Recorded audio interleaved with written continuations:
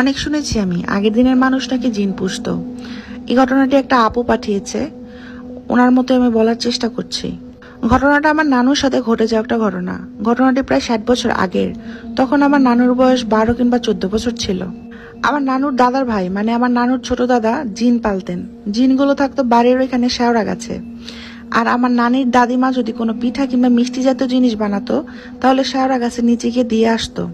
জিনরা মিষ্টি বেশি পছন্দ করে নাকি, আর জিনরাও নাকি গরম গরম মিষ্টি দিত সবাইকে খাওয়ার জন্য। কিন্তু রাত করে নানুদের বাসায় যাওয়া নিরাপদ ছিল না।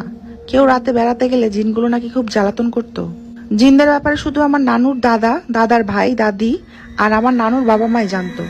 আর নানুরা যে 5 ভাই বোন ছিল তারা কেউ জানতো না, এবং বাড়ির বড়রা ওই শেওড়া গাছের নিচে নাকি নানু আর আমার নানুর ভাই বোনদের যেতে দিত না। এবার মূল ঘটনাতে আসি। একদিন রাতে পিঠা বানানো হয়েছে। নানু তখন খেয়ে হাত ধুতে গেছেন কলপারে। আগের দিনের ওয়াশরুম কলপার দূরে দূরে ছিল।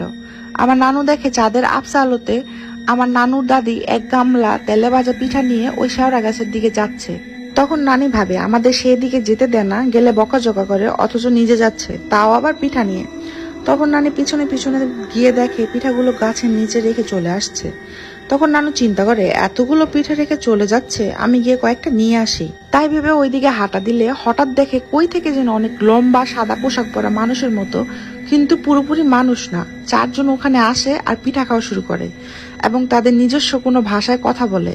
তা দেখে নিজেকে আর ঠিক রাখতে পারেননি নানি, অনেক জোরে চিৎকার দেয়, তারপর আর কিছু মনে নেই। পরের দিন সকালে নানির ঘুম ভাঙলে সবাই জিজ্ঞেস করে কি হয়েছিল। তখন তিনি সব খুলে বলে। ঘটনাটি এখানে শেষ হলেই পারত, কিন্তু 2 দিন পর থেকে নানি সেই 4 জনের একজনকে তার স্বপ্নে দেখা শুরু করে, আর উনি এসে নাকি অনেক স্বর্ণ অলংকারের লোভ দেখানো শুরু করেছিল, আর বলেছিল এগুলো নিতে হলে শেওড়া গাছের নিচে যেতে হবে। কিন্তু নানি যেতে চায় না। পরের সপ্তাহের ঘটনা, হুট করে কোথা থেকে যেন একজন লোক এসে নানুকে বিয়ে করার প্রস্তাব দেয় নানুর বাবার কাছে।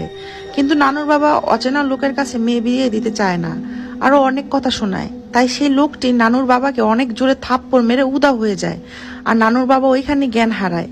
তখন সবকিছু স্বাভাবিক হলে নানুর দাদার ভাই, নানুর দাদা, বাবা সহ সবাইকে বলে আমি যে জিনগুলো পুষি সেখান থেকে একজন সেদিন নানিকে দেখে পছন্দ করেছে, আর নানিকে নাকি বিয়ে করতে চায়। আর এটাও বলেন নানুকে নাকি এখানে আর রাখা যাবে না, বিয়ে দিয়ে দিতে হবে। আর বলেন আমার পরিচিত ভালো ছেলে আছে, তার কাছে বিয়ে দেওয়া যেতে পারে। কিন্তু হুট করে পরের দিন নানুর সেই দাদার ভাই মারা যান। তারপর থেকে জিনগুলো অত্যাচার বেড়ে যায়। তখন এক আলেমকে ডেকে বাসা বন্ধ করা হয়, কিন্তু সেটা বেশি দিন টিকে না, কারণ জিনেরা বেশি শক্তিশালী ছিল।